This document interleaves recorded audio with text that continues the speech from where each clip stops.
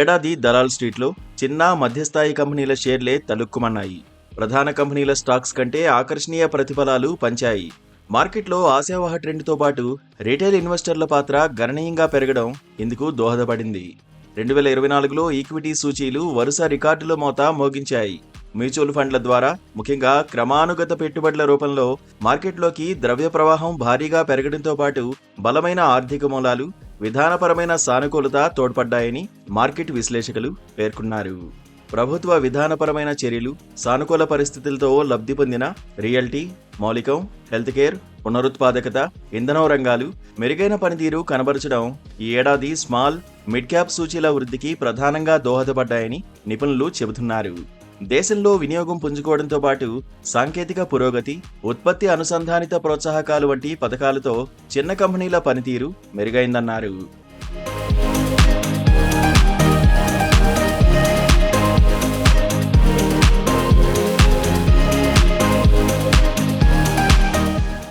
వచ్చే ఏడాదిలోనూ small cap, mid cap stocks హవా కొనసాగనుందని వారు భావిస్తున్నారు. దేశీయంగా బలమైన వినియోగం, మౌలిక సదుపాయాలపై ప్రభుత్వం భారీగా వెచ్చిస్తుండడం ఇందుకు కలిసి రానున్నాయని వారు అభిప్రాయపడ్డారు. అయితే స్మాల్, మిడ్ క్యాప్ విభాగాల్లో ఇప్పటికే చాలా కంపెనీల షేర్లు అధిక ధరల వద్ద ట్రేడ్ అవుతుండటంతో పాటు కొన్ని రంగాల వృద్ధి మందగించిన నేపథ్యంలో ఇన్వెస్టర్లు పెట్టుబడుల విషయంలో కాస్త జాగ్రత్తగా వ్యవహరించాలని నిపుణులు సూచిస్తున్నారు. ఆకర్షణీయ ధరకు లభిస్తున్న నాణ్యమైన స్టాక్స్ ను ఎంచుకోవడం ద్వారా భవిష్యత్తులో మెరుగైన ప్రతిఫలాలు అందుకునే వీలు ఉంటుందన్నారు. ఈ ఏడాదిలో ఇప్పటివరకు బీఎస్ఈ స్మాల్ క్యాప్ సూచీ 12,144.15 పాయింట్లు, అంటే దాదాపు 28.45% వృద్ధి చెందగా మిడ్ క్యాప్ ఇండెక్స్ 9,435.09 పాయింట్లు, అంటే దాదాపు 25.16% ఎగబాకింది.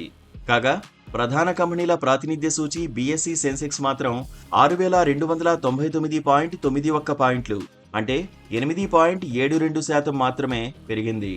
ఈ నెల 12న స్మాల్ క్యాప్ సూచీ 57,827.69 పాయింట్ల వద్ద సరికొత్త జీవితకాల గరిష్టాన్ని నమోదు చేయగా, మిడ్ క్యాప్ ఇండెక్స్ సెప్టెంబర్ 24న 49,701.15 వద్ద ఆల్ టైమ్ గరిష్టాన్ని రికార్డ్ చేసింది.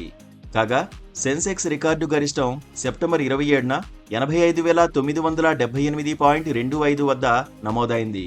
2023లో సెన్సెక్స్ 18.73% వృద్ధి చెందగా స్మాల్ క్యాప్ సూచీ 47.52%, మిడ్ క్యాప్ 45.52% ఎగబాకాయి. 2022లో మాత్రం స్మాల్ క్యాప్ 1.80%, మిడ్ క్యాప్ 1.37% వృద్ధికి పరిమితం కాగా సెన్సెక్స్ 4.44% పెరిగింది.